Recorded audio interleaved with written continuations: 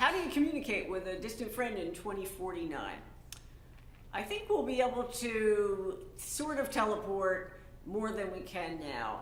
With all of the cameras recording everything and creating sort of physical databases, I have a feeling there's going to be some way that you would, maybe it's a VR space or something, where you'll say, oh, hey, let's go downtown and let's walk down Fifth Avenue in San Diego. And your friend is in Alaska.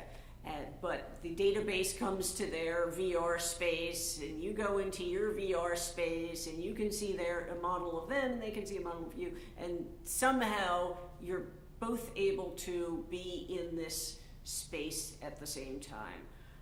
Or maybe it's even through live cameras. Maybe one of you goes to the space live and the other person is able to see that space live because there's so many live cameras in the space. But I think you'll be able to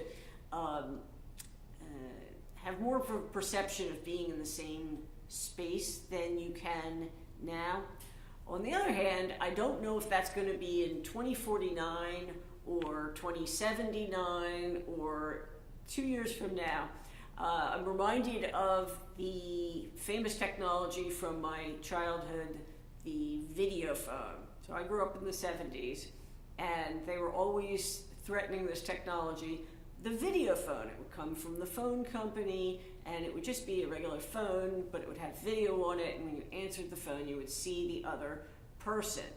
And so we all lived in fear of this technology for about 30 years, and we were all very happy that when we answered the phone in our pajamas, that nobody would be able to see us. But they kept threatening this technology as being just around the corner for decades and decades and decades. And then suddenly Skype, FaceTime, we have that now. It's not part of the phone, but we do have that, and of course we are grappling with those issues of somebody FaceTimes you when you're in your pajamas and you don't answer it. But the interesting thing is it eventually happened, but not when and how we thought it would happen.